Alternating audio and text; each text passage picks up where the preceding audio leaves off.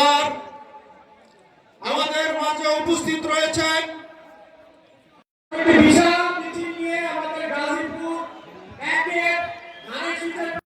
সাবেক ছাত্র নেতা জনাব বেনজির আহমেদ টিটু,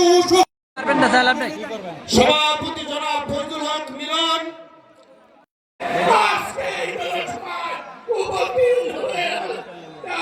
ধন্যবাদ জানাচ্ছি।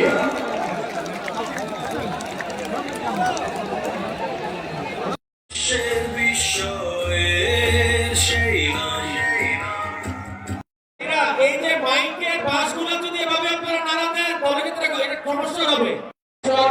যারা তারেক রহমান সাহেব আমাদের মাঝে খুব শিগগির